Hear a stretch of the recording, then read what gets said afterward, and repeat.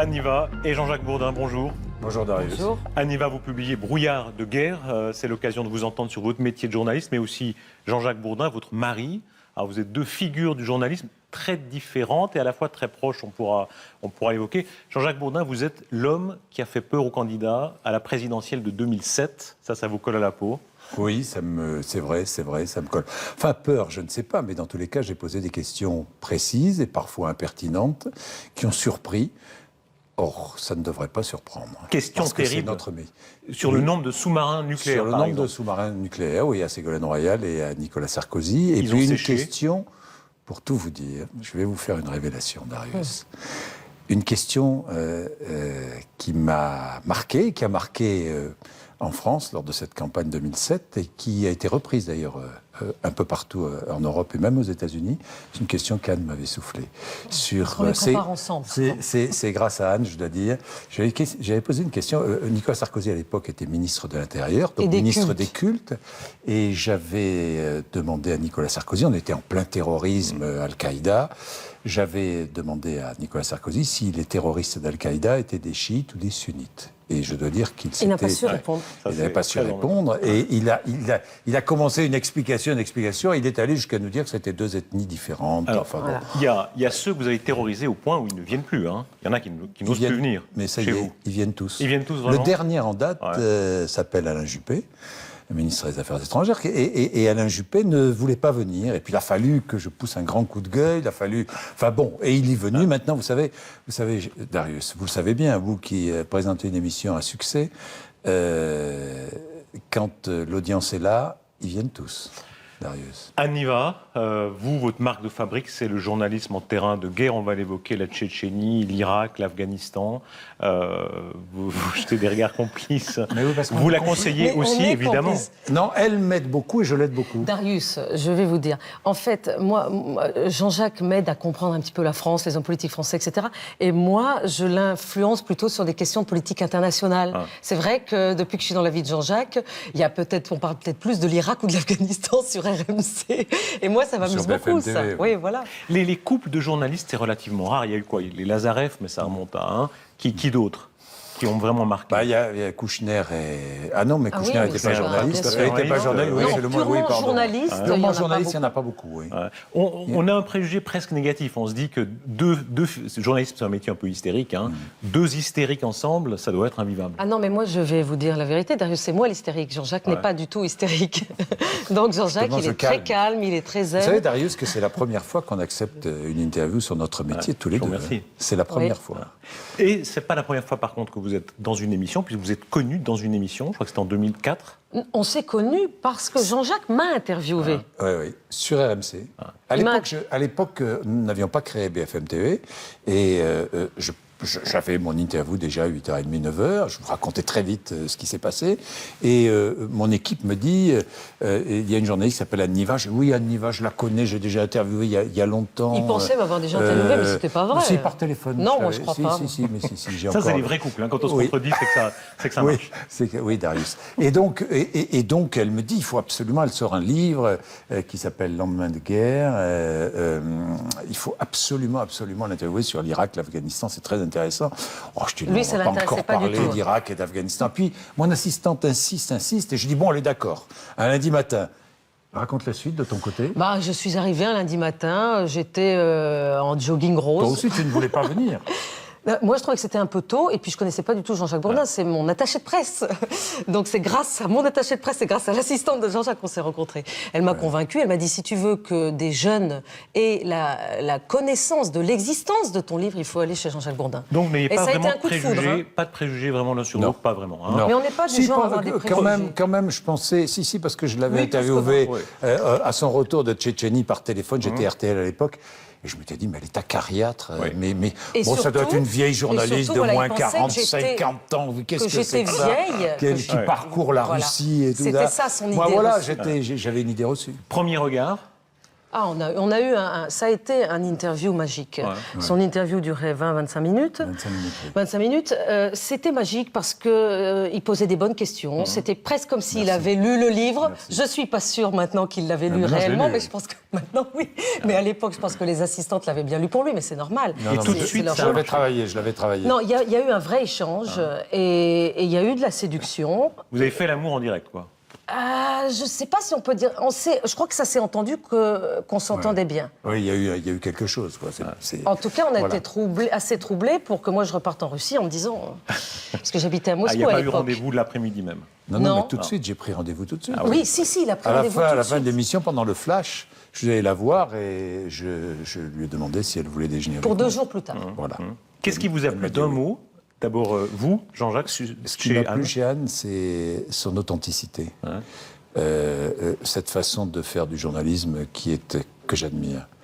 Et cette opiniâtreté dans son métier. Il y a beaucoup de femmes journalistes très courageuses, on les voit sur Oui, le terrain aujourd'hui, oui. presque Je les plus que admire. d'hommes. Hein. Mais je les admire. Franchement, non mais c'est vrai. Je les admire. Et je ne sais pas si... Enfin, je sais, si, que je ne serais absolument incapable de faire ce qu'elle fait. Anne, chez Jean-Jacques, Qu'est-ce qui me plaît maintenant ou qu'est-ce qui m'a plu à qu'est-ce ce qui vous a moment-là plu? Qu'est-ce qui vous a... Cette voix radiophonique magnifique, ce naturel qu'il a justement avec la personne qui est en face de lui, comme avec l'auditeur. Moi, j'aime ça. J'aime le naturel. J'aime pas les choses qui sont mises en scène. Ce qui frappe chez l'un et l'autre dans votre pratique de journalisme, c'est l'aplomb. Vous avez tous les deux un aplomb. Alors, Jean-Jacques, face aux politiques, on a l'impression qu'il n'est pas du tout impressionné. Il a raison. Et vous, face aux situations de guerre, on a l'impression que vous n'avez pas peur. On parlera de la peur, il y a la peur C'est pas parfois. vrai que j'ai pas peur. Mais quand même, un culot, vous êtes culottés l'un et l'autre. Hein. Il y a une force. Il y a une force, mais il y a une force parce que la passion nous donne cette force, la passion du métier que nous pratiquons. Mais il y a beaucoup d'angoisse, hein, et chez Anne notamment. Oui. Vous avez l'angoisse avant une interview, une grande interview. J'en ai Jean-Jacques, plus ouais. maintenant. J'en ai plus et c'est un jeu. C'est un plaisir. C'est un plaisir une interview. Enfin, vous le savez, Darius. Non, mais vous êtes un caïd. plaisir. Ouais, vous êtes un caïd, Non, franchement. mais Vous donnez c'est un une plaisir. impression de caïd. Non, parce que j'aborde une interview. Pour moi, c'est très simple, l'interview.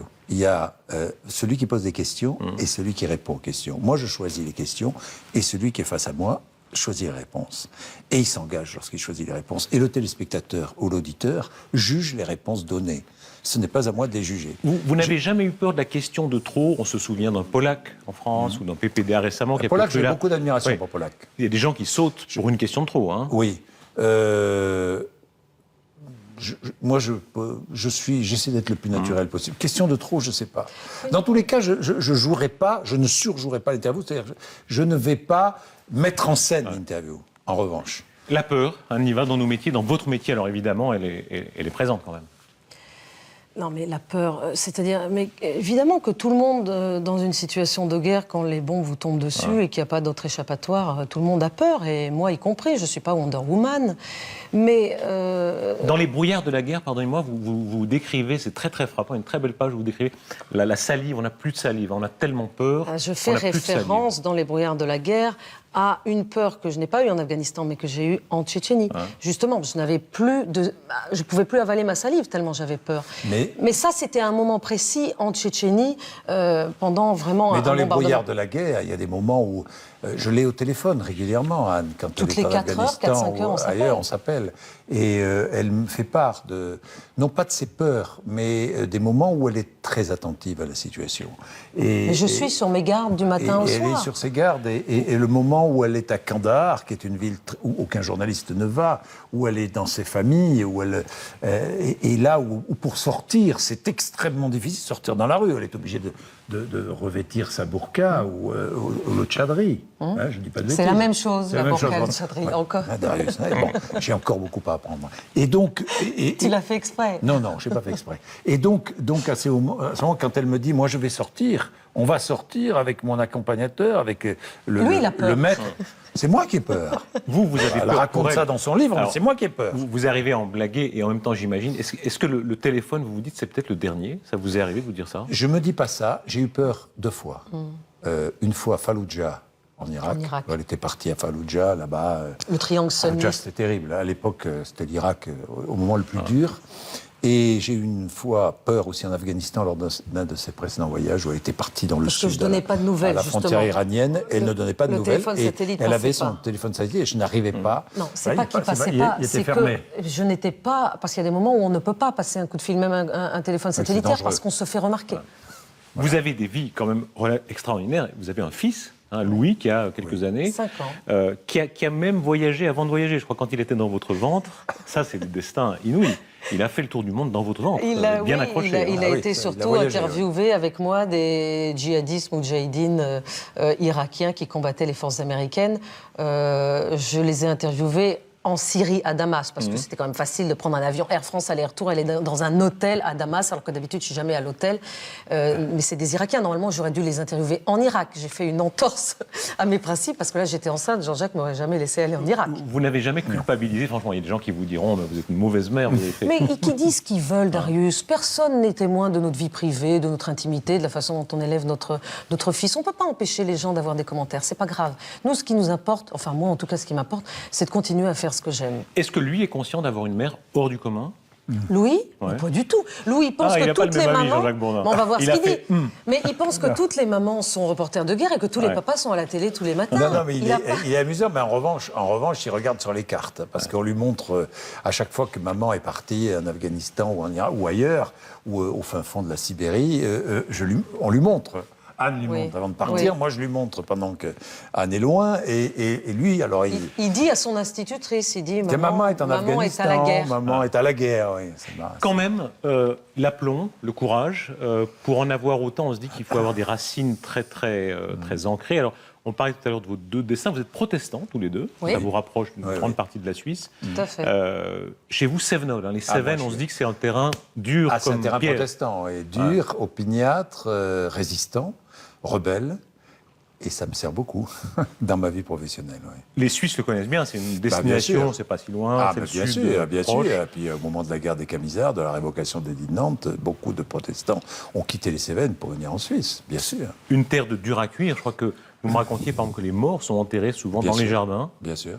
Bien sûr, les morts, il faut faire une demande, mais c'est encore autorisé. Faire une demande au maire, hein, c'est ça. Oui. Hein, Oui, on va le faire d'ailleurs. Voilà, on l'annonce dans cette émission. Non, mais c'est notre refuge, nous, ce village Cévenol dans lequel on a acheté un vieux mas. Et moi, j'adore parce qu'en plus, le village, et c'est un hasard, s'appelle... Non, je veux pas le... s'appelle Mars, comme la planète. Ouais, comme la guerre Donc aussi. les habitants Et comme sont la des guerre. Martiens et des Martiennes. Et comme le Donc dieu de moi, la je peux guerre. dire que je vais sur ma planète, voilà. Votre planète à vous, à l'origine, c'est la Suisse, à Niva, Bah, c'est en tout grande près partie. d'ici. Votre père, Georges, tout le Oui. monde le connaît, grand connaisseur de la Russie. Ses racines russes aussi, c'est une force. Mais nous n'avons pas de racines russes, ni mon père, Mais ni par ma la mère. connaissance, par la passion Non, que des vous avez racines vécue. russes, mais absolument. Moi, j'ai été élevée quand même dans l'amour de la littérature russe, de ce pays, de la Russie. Mes parents se parlaient russe quand ils voulaient pas que moi et mon frère, quand on était petits, on comprenne ce qu'ils disent. Il était professeur ici à l'université de Genève pendant très longtemps. Donc effectivement, moi, mes racines, elles sont ici plutôt. Et d'ailleurs, c'est incroyable. Moi qui ne connaissais rien à la Russie, je peux vous dire, j'ai découvert la Russie grâce à Anne, j'ai découvert ce monde russe qui est incroyable. Et quand je vais chez ses parents, tout près de Genève, tout près d'ici, on y va souvent, au-dessus d'Annemasse, à Ezri, j'entre dans cette maison, je n'ai jamais vu autant de livres. Dans une maison, il y a des livres partout, En russe. du sol au plafond, en russe. Enfin, il y a 4 bureaux, il y a différents. C'est un endroit tout à fait étonnant. Hein. Vous devez avoir l'un et l'autre une géographie personnelle assez curieuse. Vous avez vécu, Anne, mais vécu vraiment plusieurs mois, si on fait le compte, en Tchétchénie, Oui, beaucoup. en Russie à Moscou. Ah oui, Dans plusieurs années. 10 ans à Moscou. C'était la maison des dignitaires, des ex-dignitaires soviétiques, la maison sur le quai, Oui, hein, c'est une tout maison à fait. mythique. Quand il y avait les purges, tout le monde là mourait. Ouais, la maison sur le quai, L'Irak, bien sûr. l'Irak. Et là, vraiment dans un quartier de Bagdad, avec les Bagdadis. Un quartier mixte de familles sunnites et chiites, bien sûr, dans lequel j'ai passé des heures et des heures dans une maison de laquelle je ne pouvais plus sortir. Et c'est à ces moments-là où je me disais, ou parfois, justement, si je pouvais, j'appelais Jean-Jacques et je lui disais, mais qu'est-ce que je fais là? Sur quoi J'étais puis-je obligé de lui écrire? remonter le moral. Oui, il me remontait le moral. Je disais, sur quoi est-ce que je peux écrire puisque je ne peux pas sortir? Puis après, j'ai compris que je devais écrire justement là-dessus, l'enfermement. sur l'enfermement. Des Il y a toujours populations. un moment de la guerre où c'est l'enfermement. Et en Afghanistan, c'est ça aujourd'hui. Et là, il faut une patience, j'imagine. Une patience, une Oui, ténacité. que je n'ai pas quand je reviens. Alors, je vais vous raconter. Anne en reportage est le contraire d'Anne dans la vie, qui est une impatiente née, mais j'imagine que dans ses reportages, elle est d'une patience... C'est vrai. Et c'est incroyable, c'est aussi ce qui fait mon admiration. Et dans Les brouillards de la guerre, elle raconte un moment très beau où elle part à Bamiyan. Bamiyan, c'est là où il y avait les Bouddhas. Vous savez, les Bouddhas. Et elle qui ont va été dynamités par les talibans. dans une famille très pauvre, très modeste. Et évidemment, on vit par terre, et on vit sur le sable, sur la terre. On vit de peu. On vit de peu. Elle raconte cette vie dans la famille. Parce que je ne peux pas le raconter si je ne l'ai pas vécu moi-même. Et elle est patiente, là, parce que il faut accepter de vivre comme ceux qui sont là. Mais moi, ça me semble la moindre des choses. Oui. C'est une manière de faire du journalisme qui vous rapproche aussi par le point que vous vous distinguez de beaucoup de journalistes. Vous êtes assez critique, pour être franc, sur la corporation. Surtout moi. Chacun dans votre genre, Jean-Jacques aussi, de ce qu'on peut lire. Oui. D'abord, vous, Anne, vous dites les journalistes qui sont tous dans le même hôtel, qui se retrouvent tous le soir pour dîner au lobby, c'est pas bon. Non, il me semble que le propre du journaliste dans le reportage, c'est la curiosité incessante, permanente. Et si on reste tous ensemble, forcément, on est un peu en vase clos et on ne voit pas forcément tout ce qu'on pourrait voir. Mais c'est une façon de faire. Je ne leur jette pas la pierre, je dis simplement à ces journalistes-là que je ne souhaite pas qu'ils laissent entendre que ce que d'autres font, comme moi par exemple, n'est pas faisable. C'est pas vrai. C'est faisable. Il faut avoir envie de le faire, mais c'est faisable et je ne suis pas la seule à le faire. Le pire que vous ayez vu, c'est quoi? Où vraiment vous vous êtes dit, ça c'est de l'escroquerie? Oh, mais il y a plein de... J'aurais énormément d'exemples à vous donner, parce que les guerres sont pleines de cas comme ça, de bluffs, de journalistes. Des journalistes qui ne voient pas, et qui restent à l'hôtel, et qui disent qu'ils ont vu. Absolument, qui disent qu'ils y étaient alors qu'ils n'y étaient pas, absolument. Parce que qui va vérifier, Darius? Qui peut vérifier? Personne, votre rédacteur en chef, il ne peut pas vérifier. Vous êtes seul sur le terrain. Le New York Times faisait... Dans le New York Times, le Washington Post, il y a des grandes équipes de fact-checkers, donc qui vérifient les faits et qui sont capables de téléphoner aux amis du journaliste en question pour vérifier s'il était bien là sur place. Mais ça ne se fait pas dans les grands médias français. Non, ça se Jean-Jacques Bourdin, vous aussi, dans votre genre, vous vous êtes distingué un peu du nombre des journalistes, surtout quand vous avez commencé à donner la parole aux auditeurs. Là, on a dit populisme... Au début, je me souviens quand j'étais RTL à l'époque, quand j'ai lancé les auditeurs à la parole, et là, effectivement, c'était très mal vu. Aujourd'hui, ça y est, c'est complètement acquis, tout le monde le fait. Voilà, c'est formidable et tout, c'est merveilleux. Mais quand même, le politiquement correct chez les journalistes, c'est quelque chose qui vous gêne? Non, je ne suis pas là, que les choses soient très claires d'ailleurs, je ne suis pas là pour donner de leçons de journalisme à quiconque. Moi, j'ai ma façon de faire du journalisme. Ma façon, c'est l'indépendance et la liberté. Et je ne fréquente pas le monde politique, je ne suis pas journaliste politique, je suis intervieweur politique, je ne fréquente pas, je ne déjeune pas, je ne dîne pas. D'abord parce que comme je ne suis pas journaliste politique, je n'ai pas d'informations à aller chercher chez le politique, donc je suis tout à fait tranquille. Vous refusez vraiment un candidat à la présidentielle qui vous dit venez au week-end. Nicolas Sarkozy, j'ai été interviewé des quantités de fois, on m'a dit est-ce que vous iriez interviewer Nicolas Sarkozy à l'Élysée? J'ai dit non, je n'irai pas.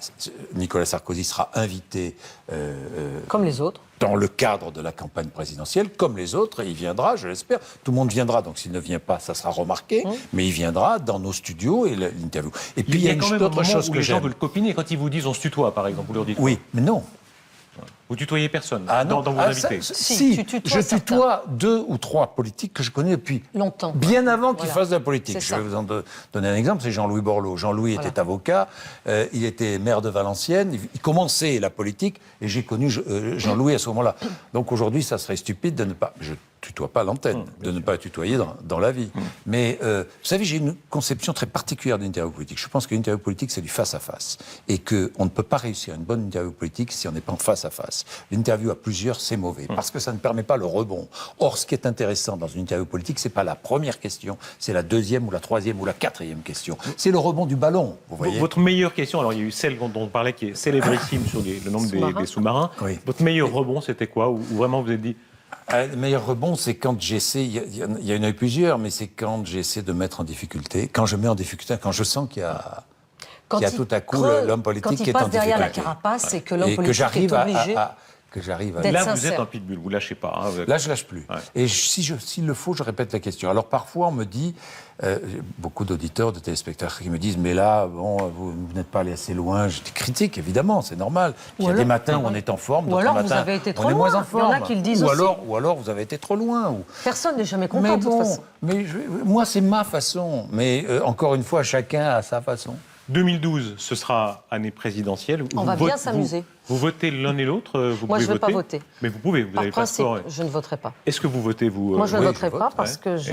Et bien sûr, vous ne dites jamais pour qui. Si, j'ai dit. Pour Vous que l'avez j'aille dit voter lors de la présidentielle 2007. Oui, mais je l'ai dit après. 2000, laquelle 2007. Et vous avez voté pour qui? J'ai voté pour Bayrou au premier tour et je me suis abstenu au second. Ça vous gêne pas, ça, de dire? Il y a beaucoup de journalistes qui disent je ne donne pas mon opinion Non, du tout. en revanche, non, ça ne me gêne pas. Je ne vais pas le dire avant, hein, Ouais. que les choses soient claires, évidemment. Je le dis après. Mais je m'interroge sur est-ce que je dois aller ou pas voter? Est-ce que je dois ou pas moi, je suis tellement engagé dans la vie publique, quelque part. Est-ce que je ne sais pas. Je m'interroge, voilà.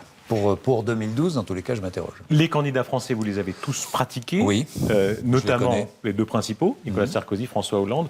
Vous les voyez là en débat, ce sera Je les en vois en mai débat et je pense 2012. que ça sera ce débat-là. Qui gagnera? On est à 5 mois du premier tour de la présidentielle.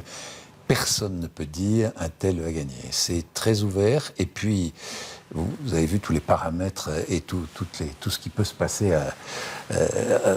au niveau économique ou autre. Tout peut arriver. Nicolas Sarkozy, 5 ans de pouvoir, ça fera 5 ans. Sa particularité, c'est quoi? Sa particularité, c'est un volontarisme. Je dirais 2 mots, volontarisme et confusion. Voilà. On sent un grand mécontentement des Français, en tout cas les sondages. Il y a un est- mécontentement, c'est vrai. Il est sans fin, ou bien vous pensez qu'on peut retourner une situation comme ça? Je pense qu'en politique, une élection présidentielle, comment dire, c'est la mesure d'une période, c'est-à-dire les 3 mois qui précèdent et le moment de l'élection. Vous savez, tout peut basculer en 3-4 mois. Et l'opinion publique, qui est très changeante, qui est assez versatile. Les grands fauves politiques, alors vous les pratiquez moins, Anne Niva. Il y en a un sur lequel vous avez buté en permanence, c'est Poutine. Parce que vous avez été très critique à l'égard du pouvoir russe. Il vous impressionne, vous, les grands fauves politiques? Mais personne ne m'impressionne. Ouais. Ni les grands fauves politiques, ni Les quiconque. petits, si. Absolument pas. C'est ceux qui vivent, Voilà, moi, à cœur d'art, ceux qui dans des difficultés, qui m'impressionnent, n'ont voilà. pas d'électricité. et Exactement, c'est ceux qui continuent à vivre avec le sourire, qui me donnent l'hospitalité, c'est les gens qui ont le moins, qui me donnent le plus. Ces gens-là m'impressionnent. Et j'essaye du mieux que je peux de recueillir leurs témoignages. Pour ce qui est du reste, et Jean-Jacques est un spécialiste en la matière, mais tout ça, c'est de la mise en scène. Tous ces hommes politiques qui parlent, qui font de la com entre Hollande et Sarkozy, etc. Moi, je pense que celui qui gagnera, ça sera le meilleur en com. Communication, pas information. Oui, enfin, il faudra quand même aussi avancer des idées et on verra. Et vous, qui vous a vraiment impressionné? Vous en avez eu des centaines et des centaines depuis quelques décennies. Mais il n'y en a pas beaucoup, justement. Ceux qui m'impressionnent quand même, enfin qui m'impressionnent, ou du moins, ce sont ceux qui gardent leurs convictions. Il y en a vraiment? Oui, il y en a. Le cynisme n'est pas Non, répandu. moi je suis pas si. Vous savez, quand je vois ce qui se passe dans les primaires républicaines aux États-Unis, la faiblesse des différents candidats, je me dis qu'en France, nous avons des champions du monde. Et je me dis que le niveau des hommes politiques français est quand même nettement supérieur, parce que c'est effroyable ce qui se passe aux États-Unis actuellement. Anne Niva et Jean-Jacques Bourdin, on vous lira Les brouillards de la guerre. Anne Niva, vos aventures en Afghanistan, mais on peut se reporter au précédent livre, en Tchétchénie, en Je Irak. fais toujours la même chose, moi, Darius. Vous changez jamais. Je continue à Il vous a retourner fait changer quand aux même. mêmes Un mari, endroits. ça sert à quelque chose. Ah oui, bien sûr, mais il me soutient. Il vous a adouci? C'est grâce à son soutien. Oui, je pense. Il vous a adouci. Il m'a adouci et il me donne la force de continuer. Et Jean-Jacques Bourdin, vous aviez signé À l'écoute, vous parliez un peu de votre démarche journalistique, mais on peut évidemment vous entendre C'est moi qui l'ai chaque écrit. jour. Et elle vous a changé. Oui, Elle vous a changé. Oui, bien sûr, parce qu'elle elle m'a épaissi. Et ça, c'est important. Journalistiquement parlant, c'est important. Merci. Merci. Anne Niva, Jean-Jacques Bourdin, merci beaucoup. Merci. Darius.